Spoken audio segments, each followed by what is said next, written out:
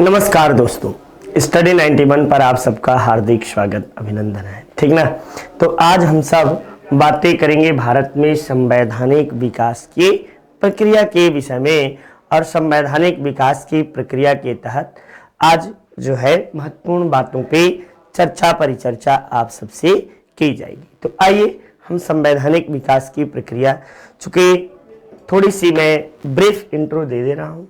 Brief intro में ये है कि संवैधानिक विकास की प्रक्रिया भारत में 1773 के रेगुलेटिंग एक्ट से वास्तविक रूप से प्रारंभ होती है। कब से?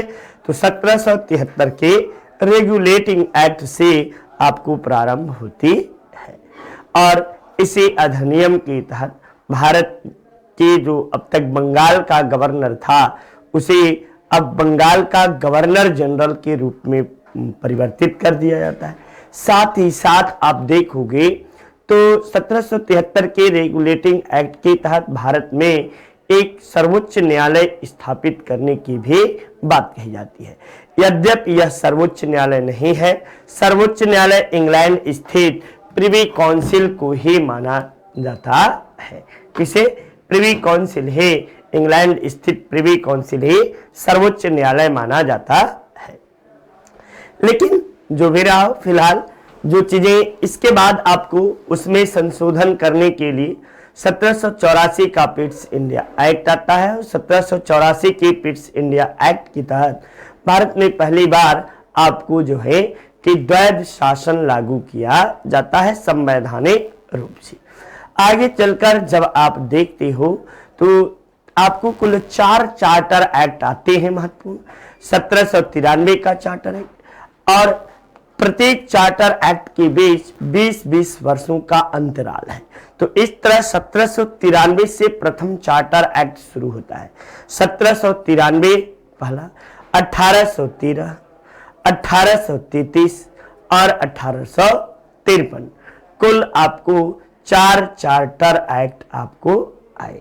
और प्रत्येक चार्टर एक्टों के बीच आपको जो है 20 वर्ष का अंतराल रहा। इसके बाद आपको जो है कि 1861-58 का भारत शासन अधिनियम आता है।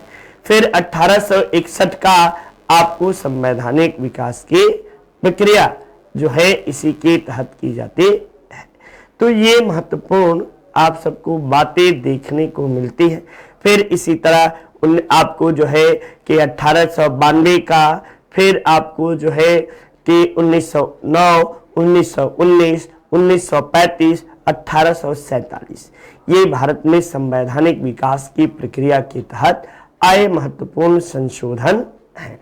तो इन्हीं के अंतर्गत परीक्षाओं में आप सबसे महत्वपूर्ण सवाल भी पूछे जाते हैं, और उन सवालों का जवाब हमें बड़े ही शालीनता और बड़े आराम से उस प्रश्न का जवाब हमें आपको देना चाहिए। तो आइए हम लोग प्रश्नों की श्रृंखला में आगे बढ़ते हैं। ठीक, चलिए देखिए, ये आपको रहा पहला प्रश्न, आपके सामने रहा।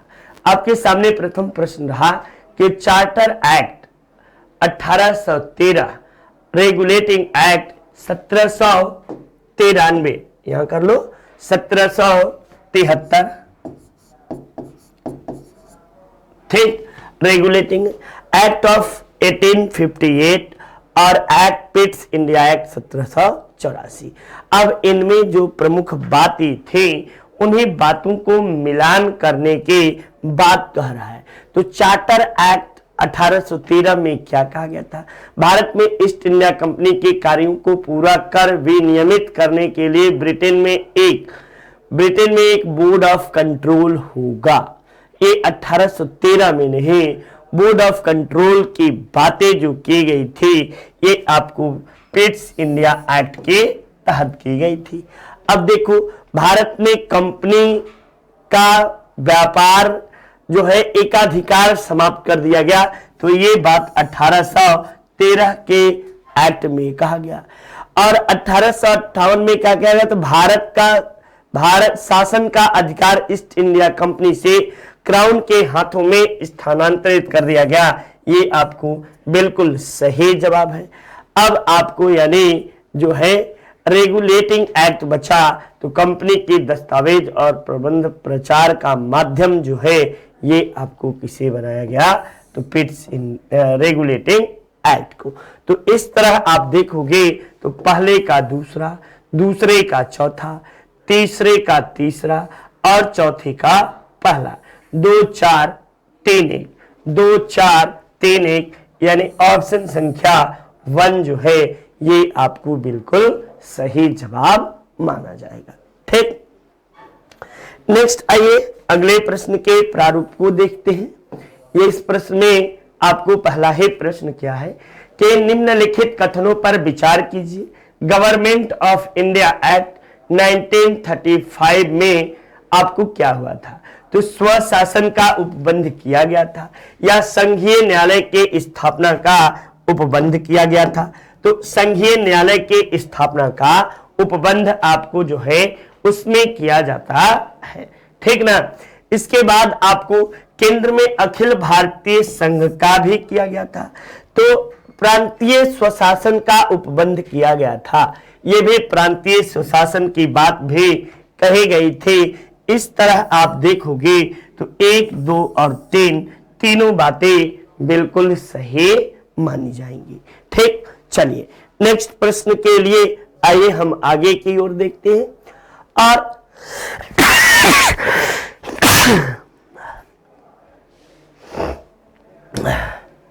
ये देखिए मॉन्टेग्यू चेम्सफोर्ड के सुधार की बातें की गई हैं। अनैच्छिक क्रिया थी भाई, एकाएक, ठीक ना, इस पे नियंत्रण किसी का नहीं होता। भारतीय परिषद अधिनियम 1909 का मॉन्टेग्यू चेम्सफोर्ड सुधार, ये आपको क्या था, तो ये भारत सरकार अधिनियम 1919 का आधार बनी, इसीलिए इसे मॉन्टेग्यू चेम्सफोर्ड सुधार के नाम से भी जानते हैं। ये इसका आधार क्या था, तो इसका आधार जो था मार्ले मिंटो सुधार, जैसे ये रिपोर्ट है ना वैसे मार्ले मिंटो क्या था, तो मार्ले मिंटो आपको रिपोर्ट था, मार्ले मिंटो रिपोर्ट ये था। जब भारत सरकार अधिनियम का आएगा तो गोलमेज सम्मेलन रिपोर्ट, गोलमेज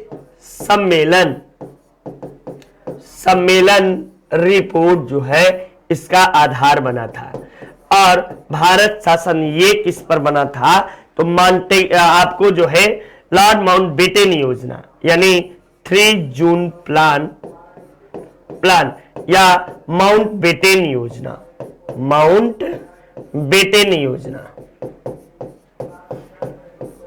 बेटन योजना ये आपको बातें थी, इसके तहत आपको किया गया था। चलिए नेक्स्ट आइए अगले प्रश्न के और हम सब चलते हैं। ये चौथा प्रश्न, और चौथे प्रश्न में हम सबके पास एक तरफ दिया क्या है, तो एक तरफ आपको जो है नियंत्रण परिषद, तो नियंत्रण परिषद जो था यानी नियंत्रक बोर्ड की बातें पिट्स इंडिया एक्ट में की गई। सर्वोच्च न्यायालय की स्थापना 1773 के रेगुलेटिंग एक्ट के तहत किया गया। ईसाई मिशन गवर्नर जनरल के कानूनी परिषद के सलाहकार को इसी के तहत और ईसाई मिशनरियों को इसी के तहत किया गया। तो इस तरह आप देखोगे तो 2 1 3 4 2 1 3 4 ये आपको ऑप्शन संख्या 2 जो है ये बिल्कुल सही जवाब है।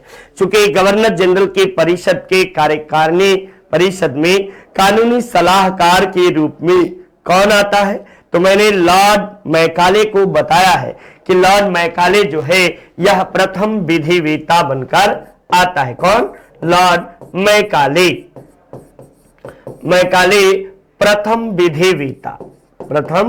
विधिवेता के रूप में आपको वेत्ता के रूप में आपको आता है। तो ये आपको प्रमुख बातें रही। नेक्स्ट आइए अगले प्रश्न के ओर चलते हैं। चौथे प्रश्न में आइए हम सब देखते हैं कि भारत में पहली बार किस अधिनियम के तहत पृथक निर्वाचन प्रणाली की नींव पड़ी। तो पृथक निर्वाचन प्रणाली के पहली बार नींव आपको जो है किस अधिनियम के तहत पड़ती है? तो ये आपको 1909 के अधिनियम के तहत पहली बार पृथक निर्वाचन प्रणाली की नींव पड़ती है। किसके लिए? मुसलमानों के लिए, मुसलमानों के लिए पृथक निर्वाचन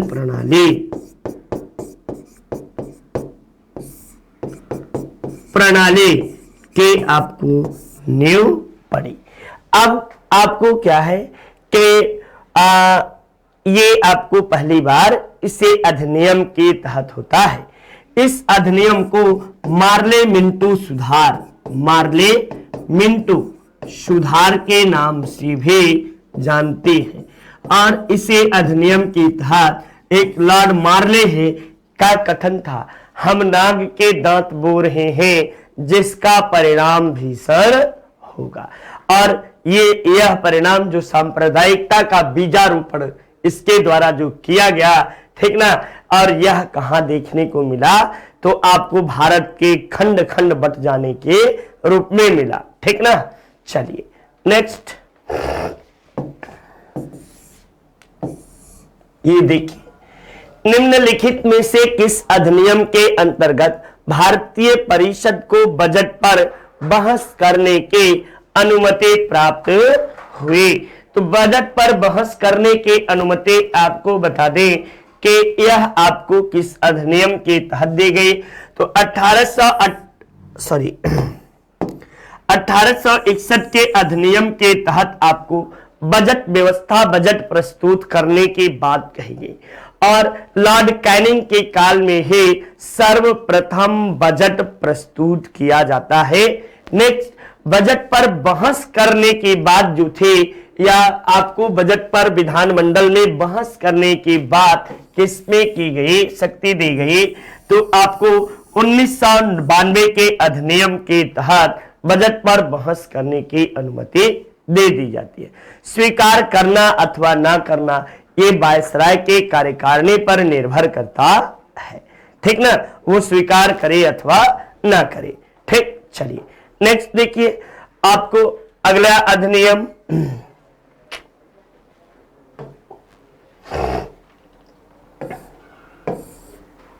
हाँ, भारत छोड़ो आंदोलन के संदर्भ में गांधी जी को कहां बंदी बनाया गया था? तो गांधी जी को उस समय बंबई में बंदी बनाया गया था। कहां पर? बंबई में। भारत छोड़ो आंदोलन के दौरान गांधी जी को बंबई में बनाया गया था। और बंबई में आगा खां पैलेस, कहां पे? आगा खां पैलेस में इन्हें बंदी बनाकर रखा गया था, आगा खां पैलेस में। चलिए नेक्स्ट देखिए, आइए अगले प्रश्न के ओर चलते हैं। और इन्हीं भर को नहीं, गांधी जी भर को नहीं रखा गया था, इनकी श्रीमती को भी रखा गया था, महादेव देसाई को भी रखा गया था, और आपको कई सरोजनी नायडू जी को रखा गया था। कई दिग्गज नेताओं को आगा खां पैलेस में आपको 1942 भारत छोड़ो आंदोलन के दौरान ऑपरेशन जीरो आवर के तहत बंदी बनाकर रखा गया था। ठीक, चलिए नेक्स्ट आइए अगले प्रश्न की ओर चलते हैं। ये देखिए, 1935 के भारत अधिनियम द्वारा प्रस्तावित फेडरल यूनियन में राजसी प्रांतों को शामिल करने के पीछे अंग्रेजों के असली मंशा क्या थी?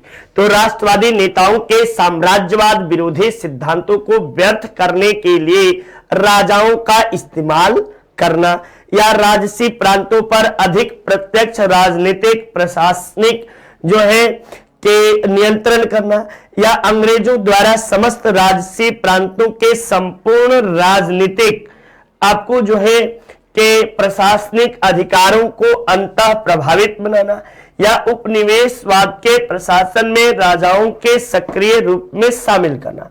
तो ये आपको जो है कि 1935 के अधिनियम के तहत प्रमुख जो बातें थे, फेडरल यूनियन में राज्य से प्रांतों को शामिल करने के पीछे अंग्रेजों की मंशा यही थी कि राष्ट्रवादियों के साम्राज्यवाद विरोधी सिद्धांतों को व्यर्थ करने के लिए राजाओं का इस्तेमाल किया जाए।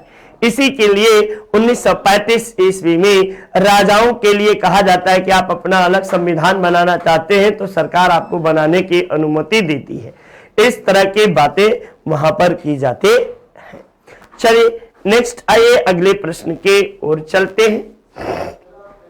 निम्नलिखित में से किसने 1935 के अधिनियम के बारे में कहा था, पर एक कार जिसमें ब्रेक तो है पर इंजन नहीं है, ये 1935 के अधिनियम के विषय में यह बात किसके द्वारा कहा गया था? तो यह बात पंडित जवाहरलाल नेहरू के द्वारा कहा गया था कि यह एक कार तो है लेकिन इसमें किसी तरह का कोई इंजन नहीं है। लेकिन 1935 के अधिनियम के तहत भारत के संविधान का सर्वाधिक भाग यदि कहीं से लिया गया है तो वह 1935 के अधिनियम से लिया गया है।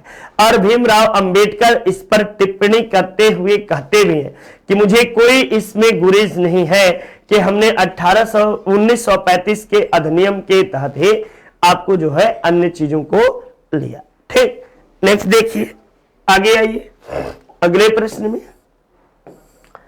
ये आपको निम्नलिखित में से किसने भारत सरकार अधिनियम 1935 को गुलामी का अधिकार पत्र कहा था? तो ये आपको गुलामी का अधिकार पत्र किसके द्वारा कहा गया था? तो ये भी आपको जो है कि यह गुलामी का अधिकार पत्र भी JL नेहरू के द्वारा है, यह भी कहा गया था। 1935 के अधिनियम को यानी 1935 भारत सरकार अधिनियम, इसे गुलामी की दास्तां कहकर संबोधित किया गया था। अगर बात की जाए तो इसमें प्रमुख बातें क्या थी, तो आपको इसके अंतर्गत प्रमुख बातों में ये पहला था कि आपको केंद्र में द्वैध शासन स्थापित किया जाएगा। केंद्र में द्वैध शासन, आपको द्वैध शासन की व्यवस्था की जाएगी। दूसरी बात आपको जो है इसमें दूसरी बात क्या कही गई, तो दूसरी बात ये कही गई कि अखिल भारतीय संघ का निर्माण किया जाएगा। अखिल भारतीय संघ का निर्माण किया जाएगा। तीसरा महत्वपूर्ण बात, फेडरल न्यायालय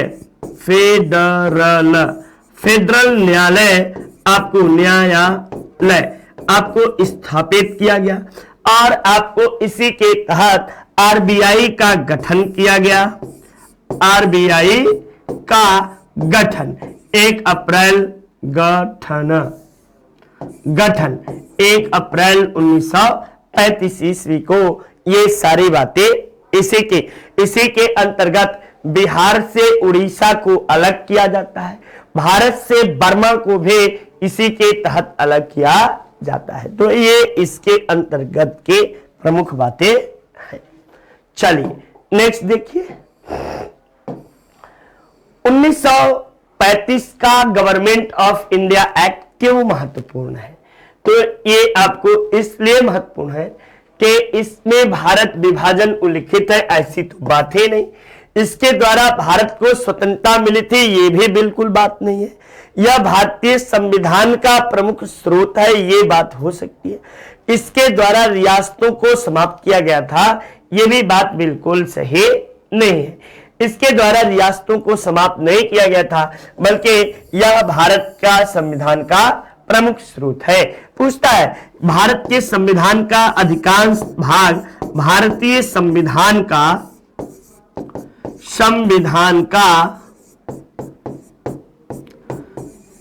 अधिकांश भाग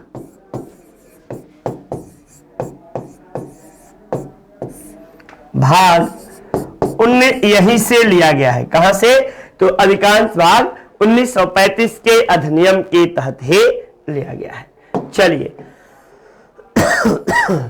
नेक्स्ट देखिए, भारत सरकार अधिनियम 1935 में किसके रिपोर्ट पर आधारित है?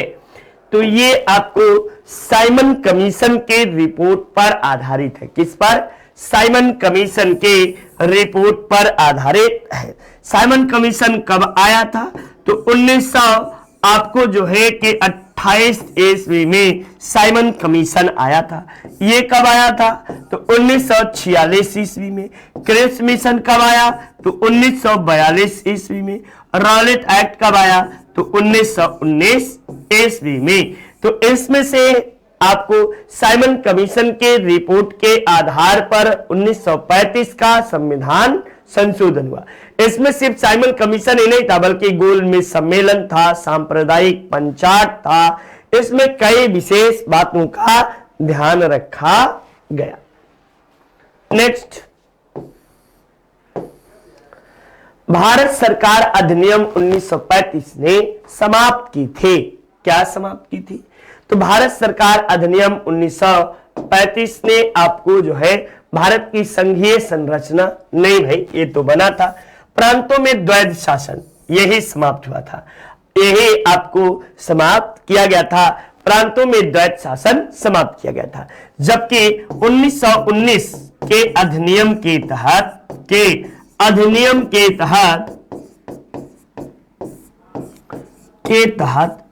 प्रांतों में द्वैध शासन लागू किया गया था।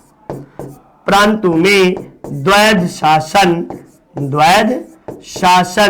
लागू किया गया था। शासन लागू किया गया था। ये आपको प्रमुख बातें थी, ठीक ना?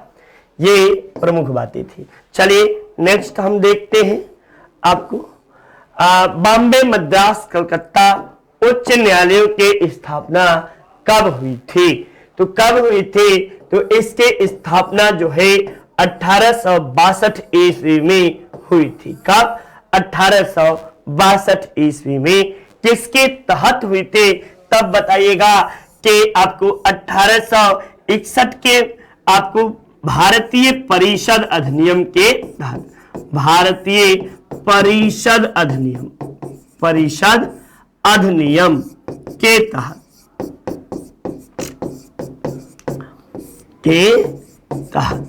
आपको इसके स्थापना हुई थी। क्रमशः 3 उच्च न्यायालय स्थापित किए गए थे। और चौथा उच्च न्यायालय जो था 1866 ईस्वी में आपको आगरा में स्थापित किया गया था। उस समय सीमांत प्रांत या संयुक्त प्रांत की राजधानी हुआ करती थी। बाद में इलाहाबाद ट्रांसफर कर दिया जाता है। नेक्स्ट देखिए, भारत का शासन ईस्ट इंडिया कंपनी से क्राउन को स्थानांतरित किया गया। आपको किसके तहत स्थानांतरित किया गया? तो ये 1858 के अधिनियम के तहत भारत सरकार का आपको जो क्राउन का शासन था उसे स्थानांतरित कर दिया जाता है। और उसे स्थानांतरित करके कहा आपको जो है कि क्राउन के अधीन चला जाता है। और इसी के तहत भारत के वायसराय की नियुक्ति जो है ब्रिटेन की महारानी के द्वारा किया जाता है। ठीक, चलिए नेक्स्ट देखिए।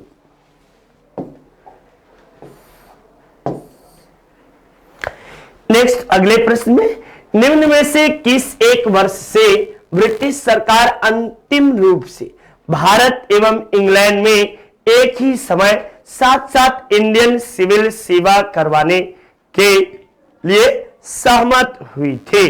किस अधिनियम के तहत यह सहमति बनी थी? तब आप इसका जवाब देंगे क्या? तब आप जवाब दीजिएगा कि यह जो था आपको यहां देखिए, ये आपको जो है 1919 के भारत परिषद अधिनियम, भारतीय परिषद अधिनियम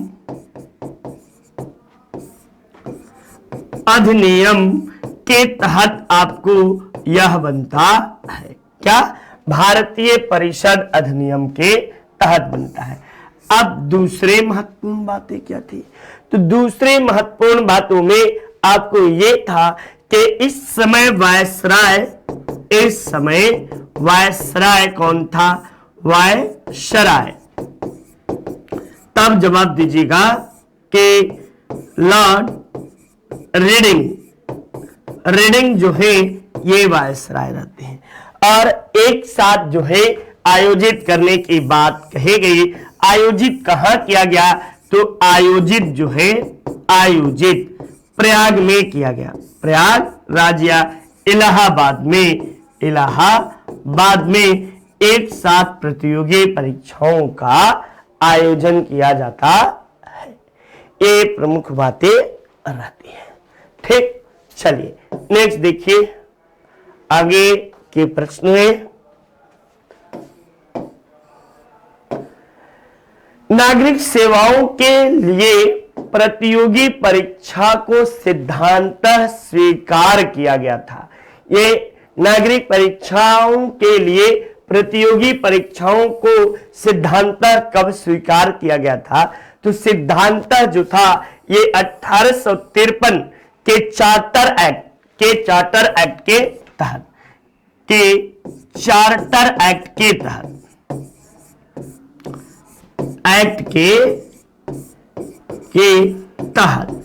ये चार्टर एक्ट जो था यह अंतिम चार्टर एक्ट था। क्या था? अंतिम चार्टर एक्ट था। और क्या? तो इस चार्टर एक्ट में और कुछ खासियत थी? जी हां, इसी के तहत भारत में लोकतांत्रिक प्रणाली की आधारशिला रखी गई थी। भारत में लोकतांत्रिक प्रणाली के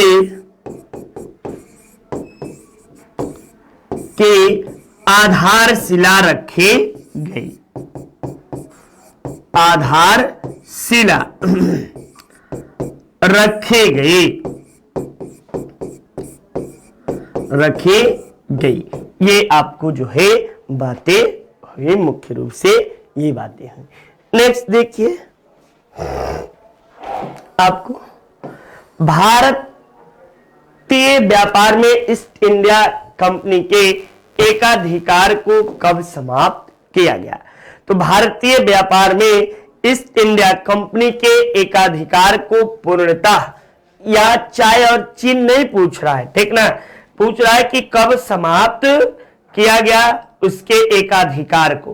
तब आप जवाब दीजिएगा कि 1813 ईस्वी में आपको कंपनी के एकाधिकार, व्यापारिक एकाधिकार को समाप्त कर दिया जाता है। जबकि 1833 में चाय और चीन, किसके? चाय और एवं चीन के व्यापार को भी समाप्त कर दिया जाता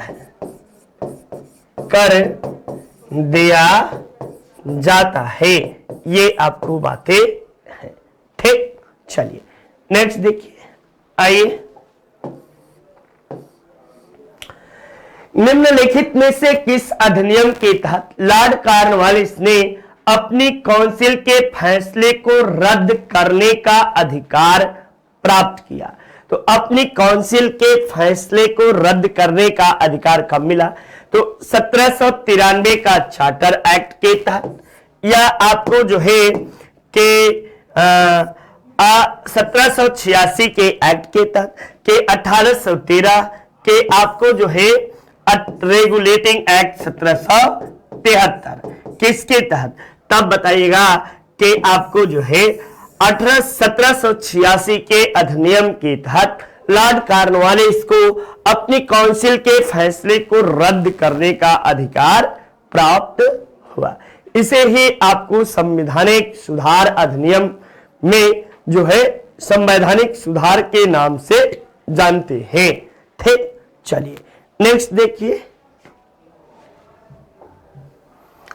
अब आगे अगले प्रश्न में आपको पूछ रहा है कि ईस्ट इंडिया कंपनी द्वारा स्थापित उच्चतम न्यायालय के प्रथम मुख्य न्यायाधीश कौन थे? तो यहां पर आपको कॉर्टनी एल्बर्ट या एलिजा इम्पे, फिलिप फ्रांसिस, या इनमें से कोई नहीं। तब आप जवाब दीजिएगा एलिजा इम्पे जो थे यही आपको उच्चतम न्यायालय के न्यायाधीश थे। अब पूछे सवाल कि किसके तहत स्थापित किया गया, तो 1773 के रेगुलेटिंग एक्ट के तहत, के रेगुलेटिंग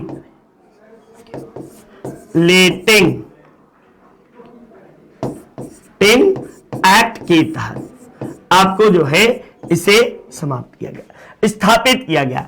और किस वर्ष किया गया, तो 1774 में इसकी स्थापना हुई। ठीक ना। ये आपको कितने सदस्यीय थी, तो आपको 3+1 या 1+3 यानी 4 सदस्यीय थे। ठीक ना। एक तो आप एलिजा इम्पे ये मुख्य न्यायाधीश थे। 3 अन्य न्यायाधीश कौन कौन थे, तब आप बताइएगा। हाइड, लेमेस्टर और चैम्बर्स, ये आपको जो है 3 अन्य न्यायाधीश भी आपको रहते हैं। चलिए नेक्स्ट आइए अगले प्रश्न के और हम सब चलते हैं। अगले प्रश्न में पूछ रहा है कि निम्नलिखित में से किसके अंतर्गत सर्वप्रथम सर्वोच्च न्यायालय स्थापित किया गया। तो अभी पीछे ही मैंने जवाब आप सबको दिया कि 1773 के रेगुलेटिंग एक्ट के तहत आपको जो है कि इसके स्थापना की जाती है। ठीक ना। और कब की जाती है, तब जवाब दीजिएगा 1774 ईस्वी में आपको की जाती है। भारत सरकार अधिनियम 1935 के तहत क्या हुआ था, तो इसके तहत फेडरल न्यायालय स्थापित किया गया था। यद्यपि यह सर्वोच्च न्यायालय नहीं था। सर्वोच्च न्यायालय इंग्लैंड स्थित प्रिवी काउंसिल को ही माना जाता था। ठीक। जब पूछे कि 3 उच्च न्यायालय, तब आप बताइएगा यहीं पे कि भारतीय परिषद अधिनियम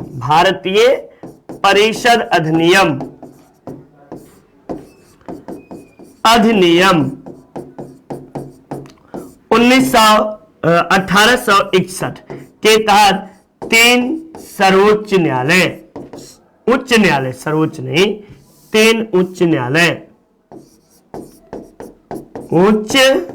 न्यायालय स्थापित किया गया। ये आपको बातें, फेडरल न्यायालय यहां पे आपको रहता है न्यायालय। ठीक। चलिए नेक्स्ट आइए।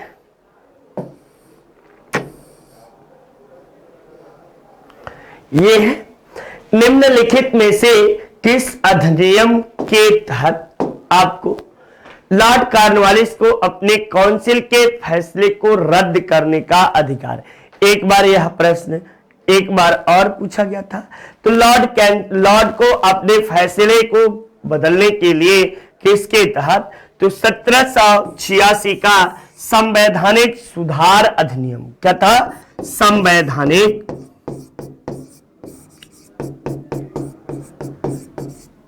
सुधार अधिनियम।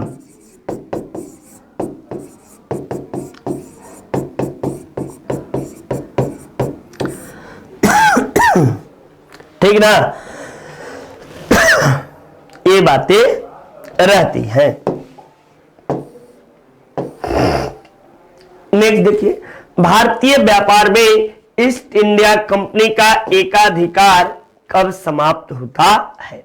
तो शायद इस प्रश्न को भी मैंने आप सबको कराया कि व्यापार का एकाधिकार कब समाप्त होता है। तो ये 1793 ईस्वी में, सारी बातें मैं एक जगह बता देता हूं। ठीक ना। 1793 ईस्वी में कहा जाता है कि कंपनी अगले 20 वर्षों तक क्या करेगी, अगले 20 वर्षों तक व्यापारिक कार्य करेगी, व्यापारिक कार्य करेगी। परंतु 20 वर्ष पश्चात इसके व्यापारिक अधिकार व्यापारिक अधिकार स्वतः समाप्त हो जाएंगे, स्वतः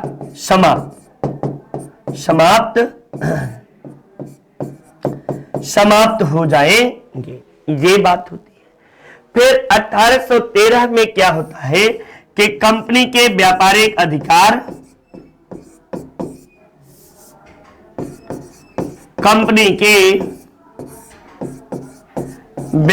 अधिकार अधिकार समाप्त कर दिए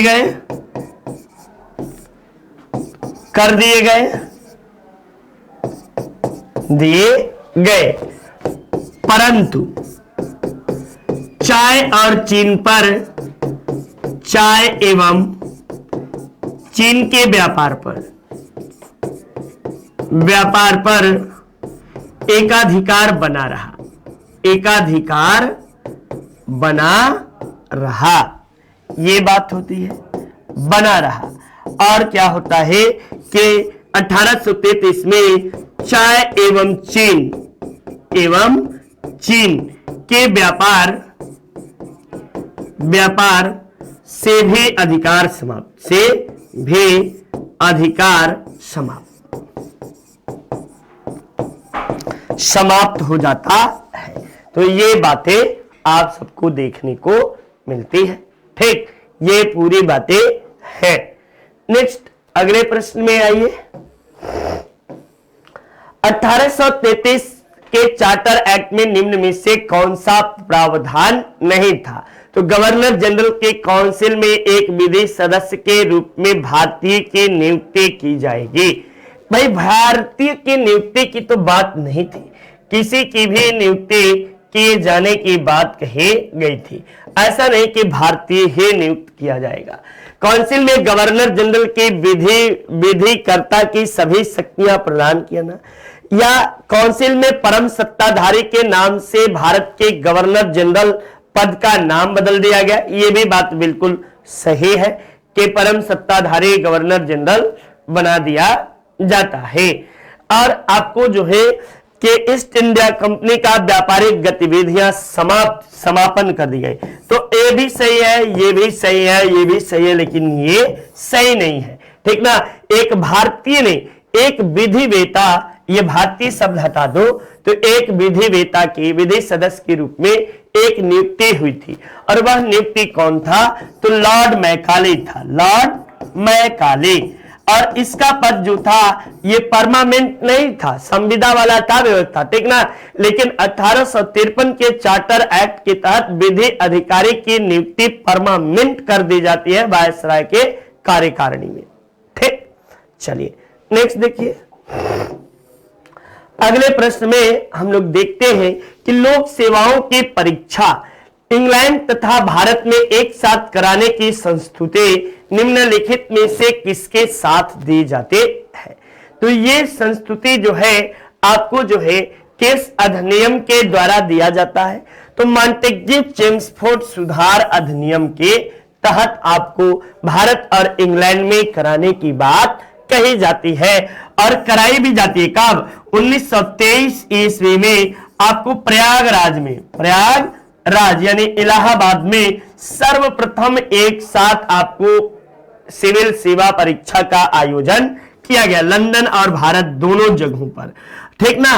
और आपको जो है उस समय वायसराय कौन था? तो लॉर्ड रीडिंग के कार्यकाल में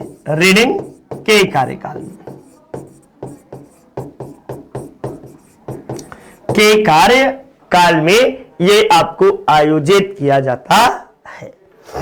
नेक्स्ट देख भाई, नागरिक सेवाओं के लिए प्रतिप्रयोगी परीक्षाओं को सिद्धांततः आपको कब स्वीकार किया गया? तो 1853 के चार्टर एक्ट के तहत आपको एक अंतिम चार्टर एक्ट है, और लॉर्ड डलहौजी के काल में इसे स्वीकार किया जाता है, ठीक ना, इसे स्वीकार किया जाता है। नेक्स्ट देखिए, निम्न में से किस एक वर्ष से ब्रिटिश सरकार अंतिम रूप से भारत और इंग्लैंड दोनों ही जगहों पे आपको, तो 1923 ईस्वी में यह परीक्षा कब आयोजित हुआ? तो 1923 ईस्वी में यह परीक्षा आयोजित किया गया। भारत और इंग्लैंड दोनों स्थानों पर एक साथ लॉर्ड रीडिंग के कार्यकाल में किसकी संस्तुति पर? तो 1919 के मॉन्टेग्यू चेम्सफोर्ड सुधार या 1919 के अधिनियम की संस्तुति के आधार पर यह बात होती है।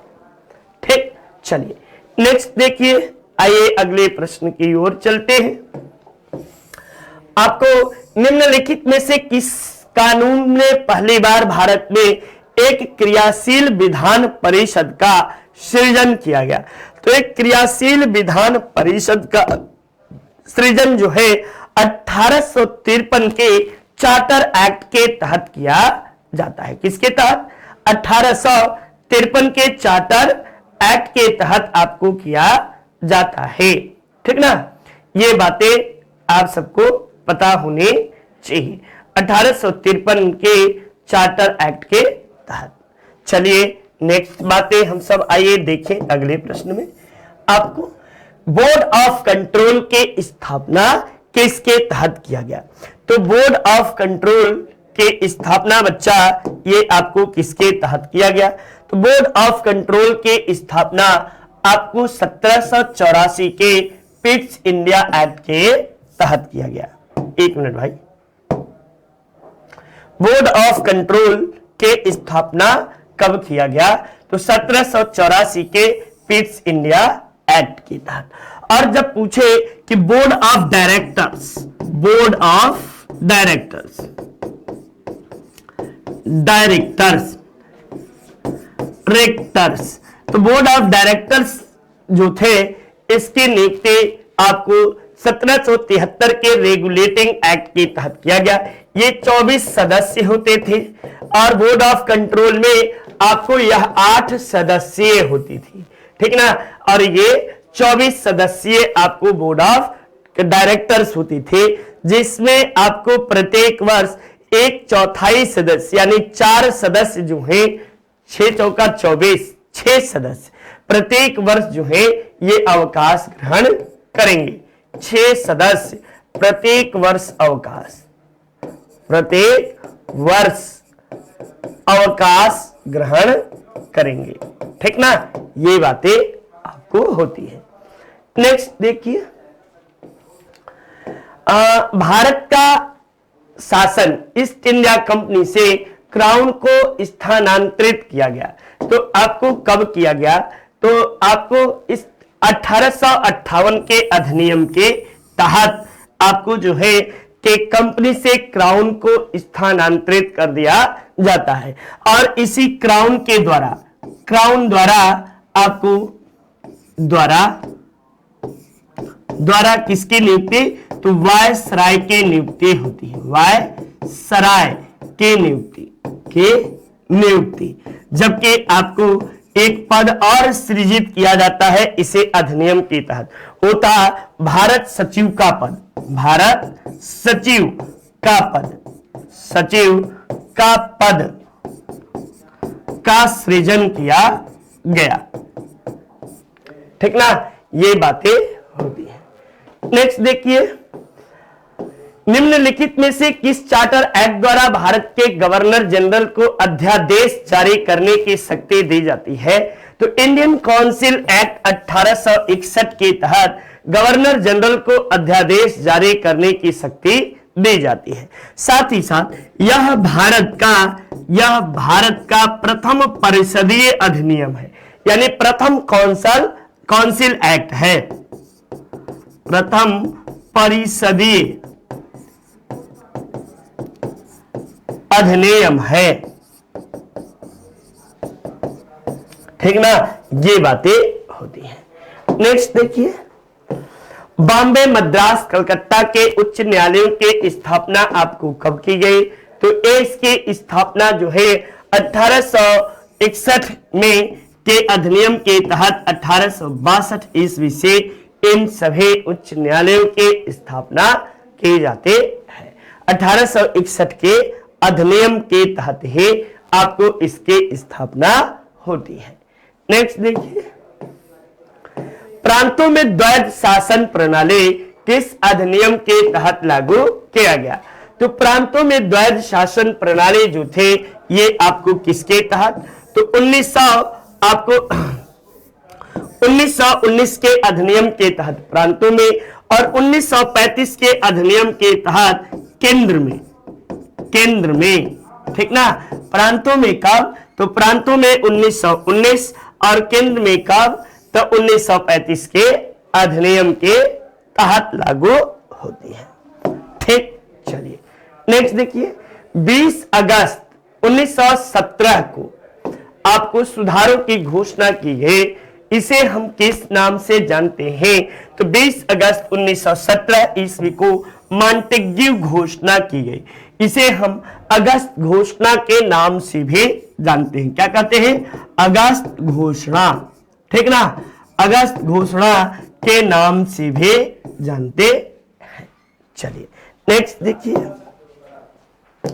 आपको अगला, भारत सरकार अधिनियम 1935 ने समाप्त की थे। क्या समाप्त की थे? तो भारत सरकार अधिनियम 1935 ने आपको भारत की संघीय संरचना ने आपको द्वैध शासन व्यवस्था को समाप्त किया था, और केंद्रों में आपको केंद्र में आपको जो है द्वैध शासन लागू रखने की सिफारिश की थी केंद्र में, ठीक ना। प्रांतों से समाप्त और केंद्र में द्वैध शासन लागू रखने के सिफारिश आपको की गई थी। नेक्स्ट देखिए, आइए अगले प्रश्न की ओर चलते हैं।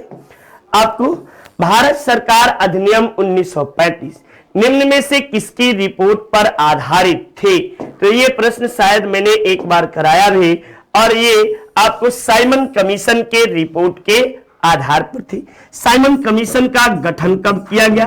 तो गठन इसका 1927 ईस्वी में किया गया। भारत कब आया? तो भारत आया यह आपको 1928 ईस्वी में आया। इसे व्हाइट कमीशन के नाम से, व्हाइट कमीशन के नाम से भी जानते हैं। इसमें 7 सदस्य थे और सर जॉन साइमन के अध्यक्षता में आया था। इस समिति में भारतीय लोगों को शामिल न करने की सिफारिश किसने की थी? तो लॉर्ड इरविन ने। जबकि आपको इस कमीशन के गठन की सिफारिश किसने की थी? तो भारत सचिव बर्किन हेड के द्वारा यह आपको गठित करने की बात कही गई थी। 1935 का अधिनियम इंडिया एक्ट क्यों महत्वपूर्ण है? तो शायद इस प्रश्न को एक बार हम सबने किया, और महत्वपूर्ण इसलिए है कि इसके भारत का अधिकांश भाग जो है भारतीय संविधान का प्रमुख स्रोत इसी से लिया गया है। नेक्स्ट, निम्नलिखित में से किसने भारत सरकार अधिनियम 1935 को गुलामी की दास्तां कहा? तो ये पंडित JL नेहरू के द्वारा गुलामी की दास्तां कहकर संबोधित किया गया। नेक्स्ट, निम्नलिखित में से किसने 1935 के अधिनियम के बारे में कहा था कि यह आपको वैसी एक कार जिसमें ब्रेक तो है पर इंजन नहीं? ये बात भी आपको JL नेहरू के द्वारा ही कहा जाता है कि एक ऐसी कार है जिसमें इंजन नहीं है और ब्रेक भी फेल है। ब्रेक तो है पर इंजन नहीं है। नेक्स्ट, भारतीय राष्ट्रीय कांग्रेस ने अपने किस अधिवेशन में भारत सरकार 1935 को अस्वीकार कर दिया था? तो भारत सरकार अधिनियम को 1936 के लखनऊ अधिवेशन में इसे अस्वीकार कर दिया था। और इस अधिवेशन की अध्यक्षता किसने की थी? तो अधिवेशन की अध्यक्षता आपको JL नेहरू के द्वारा किया गया था। और इस अधिवेशन में आपको जो है कि भारत सरकार अधिनियम 1935 को एक सिरे से इसे अस्वीकार कर दिया गया था। ठीक, चलिए नेक्स्ट देखिए, अगले प्रश्न के और हम लोग चलते हैं। आइए,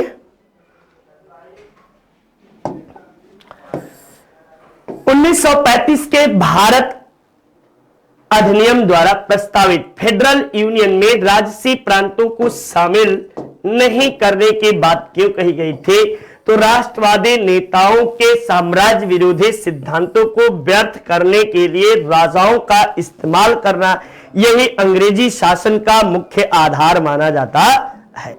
और इसी के आधार पर उन्होंने जो है कि प्रांतीय राजाओं को अहमियत दी और उन्हें शामिल किया। नेक्स्ट देखिए, आपको भारत सरकार अधिनियम 1935 में अंतर्विष्ट अनुदेश प्रपत्र को वर्ष 1950 में संविधान में किस रूप में समाविष्ट किया गया? तो इसे किस रूप में समाविष्ट किया जाता है, ये आपको जो है कि इसे समावेश राज्य के नीति निर्देशक तत्व के रूप में इसे समावेश किया जाता है। किस रूप में? तो राज्य के नीति निर्देशक तत्व के रूप में इसे समावेश किया जाता है। नेक्स्ट देखिए, ईस्ट इंडिया कंपनी पर संसदीय नियंत्रण कब स्थापित किया गया? तो ईस्ट इंडिया कंपनी पर 1773 के रेगुलेटिंग एक्ट के तहत आपको जो है इस पर नियंत्रण स्थापित करने का प्रयास किया जाता है। किसके तहत? तो 1773 के रेगुलेटिंग एक्ट के तहत इस पर नियंत्रण स्थापित किया जाता है।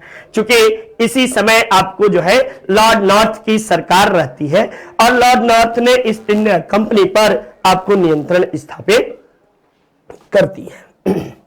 नेक्स्ट देखिए, भारत में उत्तरदायी शासन का सूत्रपात किस अधिनियम के तहत हुआ? तो भारत में उत्तरदायी शासन का सूत्रपात जो है यह आपको 1919 के अधिनियम के तहत आपको हुआ। किसमें? तो 1919 के अधिनियम के तहत इसका उत्तरदायी शासन की शुरुआत मानी जाती है। ठीक ना? नेक्स्ट देखिए, केंद्र में द्वैध शासन का सिद्धांत किस अधिनियम के तहत स्वीकार किया गया? तो मैंने पीछे भी बताया कि केंद्र में द्वैध शासन की शुरुआत 1935 के अधिनियम के तहत स्वीकार किया गया।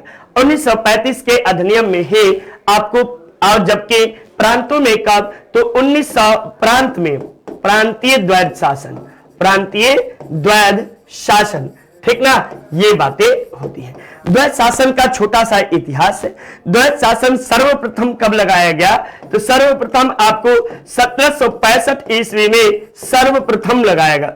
सर्वप्रथम बंगाल में क्लाइव द्वारा लगाया गया। बंगाल क्लाइव द्वारा लगाया गया। समाप्त कब हुआ? तो 1772 ईस्वी में वारेन हेस्टिंग्स द्वारा ये आपको समाप्त हो जाता है। ठीक, ये आपको फिर संवैधानिक रूप से कब लगता है? तो 1784 में संवैधानिक रूप से आपको लगता है। ये बातें होती हैं। ठीक, और फिर समाप्त कब होता है? तो 1858 के अधिनियम के तहत समाप्त हो जाता है। के तहत समाप्त। ये बातें होती हैं। चलिए नेक्स्ट देखते हैं। तो इस तरह प्रश्नों की श्रृंखला समाप्त हुई। नमस्कार, आपका दिन मंगलमय हो। जय हिंद, जय भारत।